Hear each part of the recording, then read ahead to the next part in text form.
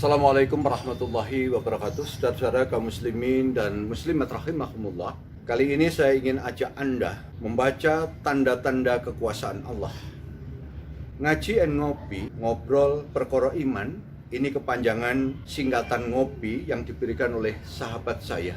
Secara khusus saya sampaikan terima kasih pada beliau. Hampir semua kegiatan saya lakukan di perpustakaan pribadi yang sempit, tidak ber-AC dan tidak banyak buku-buku yang tersimpan di sana. Kali ini saya ajak Anda ke perpustakaan yang lebih luas, alam sekitar kita. Kata anak sekolah ini namanya outdoor activity. Untuk membaca kalam Allah yang ada di sekitar kita. Allah berfirman dalam surah Al-Dariyat ayat 20-21. A'udzubillahi minasyaitonirrajim. Bismillahirrahmanirrahim. Wa fil ardi ayatun limuqinina wa fi anfusikum afala tubsirun.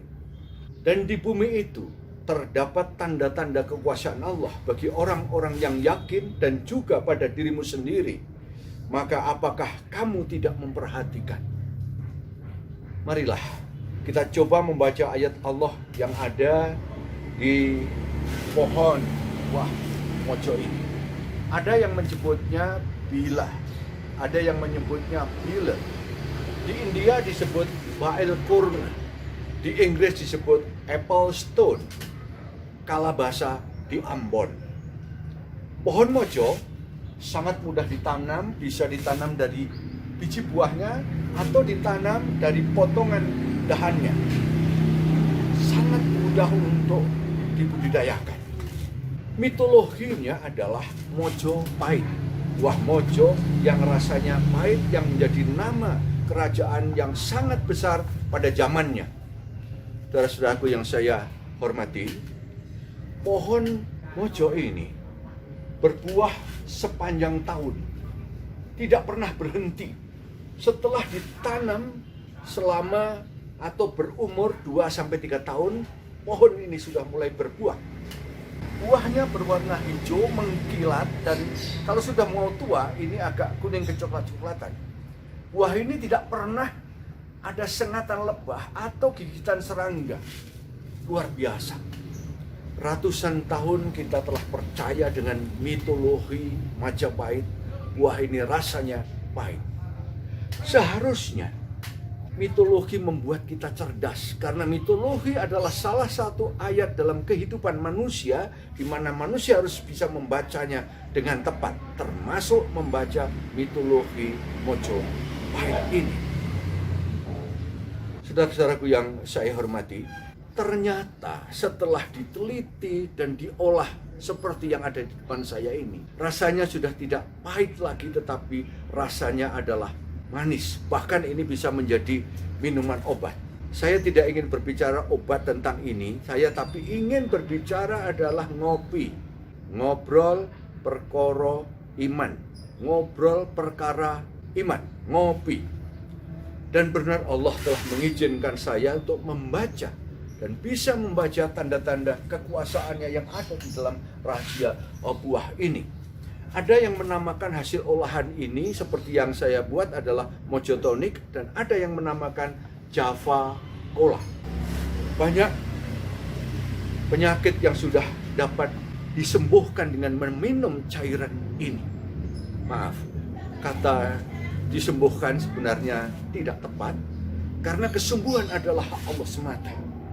Obat dan apapun ikhtiar manusia bisa menyembuhkan karena hanya atas izin Allah.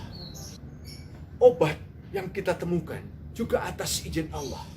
Rasulullah SAW telah bersabda dalam hadis Abu Bukhari, "Ma anzalallahu da'an illa anzalallahu sifaan." Tidaklah Allah menurunkan suatu penyakit, melainkan akan menurunkan pula obat untuk penyakit tersebut. Allah berfirman dalam surah An-Nahl ayat 69. A'udzubillahi minasyaitonirrajim. Bismillahirrahmanirrahim. Summa kulli min kulli samarat fasluki subula rabbiki tululan yahruju min butuniha sarabun mukhtalifun alwanuhu fihi sifaan linnasi ini fi dzalika la ayatan liqaumi yatafakkarun. Kemudian makanlah dari tiap-tiap macam buah-buahan dan tempuhlah jalan Tuhanmu yang telah dimudahkan bagimu.